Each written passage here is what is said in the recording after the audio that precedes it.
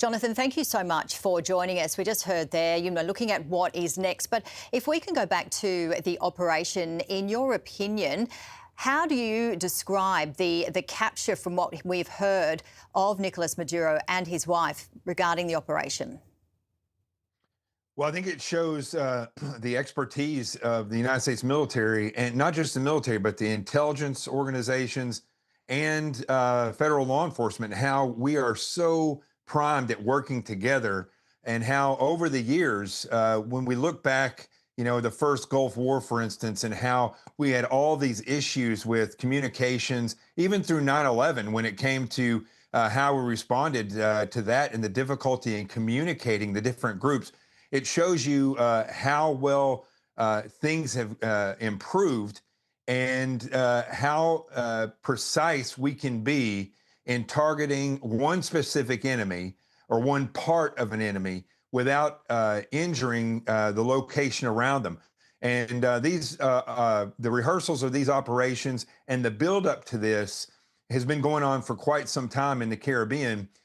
So it's interesting that even though the buildup was there, the demonstrations were happening with our air power right off the coast of Venezuela, and the warning was there, we still had the ability to go in unexpectedly and do such a precise operation with so many different units coming together to successfully carry out a strike like this. And some people are saying that this is unconstitutional. We're hearing so many mixed stories and opinions. Venezuela's Vice President Delcy Rodriguez demands the release of Nicolas Maduro and his wife. So what are you hearing?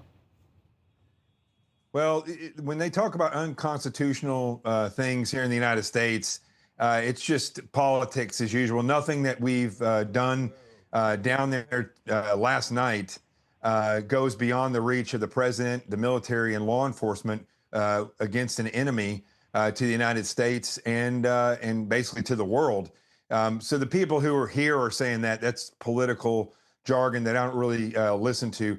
As far as the vice president in Venezuela, see, here's the issue: is that Venezuela is not an ideological nation like, for instance, Afghanistan with the Taliban. So what you have in Venezuela, and I was there 11 years ago on a protection detail where I was detained by the intelligence agency down there when they found out I was former FBI, and held for several hours and interrogated. What I'll tell you is that in Venezuela, they're the haves and the have-nots. And the haves are a very small portion of the population, and they're very powerful, and they get all of the power and money that they have through corruption. Meanwhile, the rest of the nation suffers dramatically. Violence is worse than you'll see anywhere else in the world, and poverty is right there with it. So when people like the vice president speak up, I would just warn them that they are also a part of this criminal organization that the leader was just taken out and is now in American hands. They should be very careful what they say, because they could be next on that chopping block. And Jonathan, opposition leader Maria Corina Machado spoke to our affiliates Fox News recently in an exclusive interview. We'll play a clip in just a moment, but they have appealed to the military to abandon Nicolas Maduro's government and recognise opposition-backed candidate Edmundo Gonzalez. But certainly she came forward in this interview, which basically she was saying that she completely trusts Donald Trump and Marco Rubio. Let's take a listen. I completely trust the strategy President Trump is developing, and his Secretary of State, Marco Rubio. They know very well with whom they're dealing with. This is not a legitimate president. This is the head of a criminal structure that was already defeated in a presidential election by landslide. So they know how to deal with these kind of individuals that are criminals, narco-terrorists. And I believe that Maduro will get a very clear picture of what are his options and what's the future for Venezuela. We certainly are hearing a lot of people saying that he is an illegitimate president. What can you tell us, Jonathan? Well, I think that's true. And if you look at how the voting occurred there, and really, when you have a dictator like that, and like I said, the have-nots are the majority, by vast majority of the people there. They voted for her. They didn't vote for Maduro.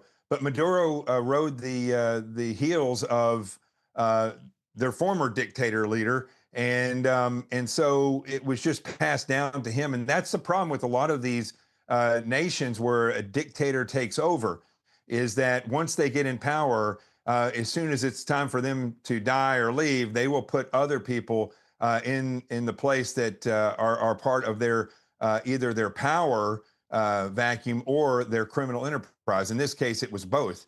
And I think what you see in Central South America and in this region is that cancer has spread all over.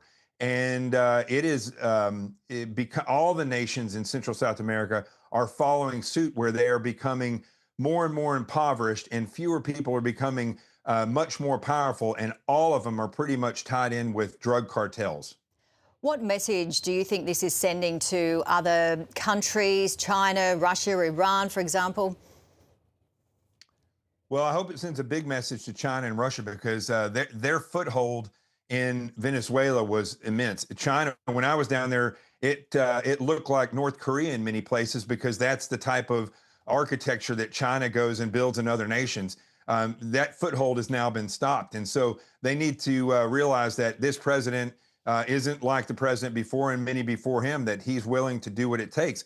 But I think this is a very important signal to go out to other world leaders in this nation. I think Australia and other locations where they've had terrorist attacks should take suit of this, is that it is possible to stop regimes that promote terror and that are criminal enterprises that threaten your nations.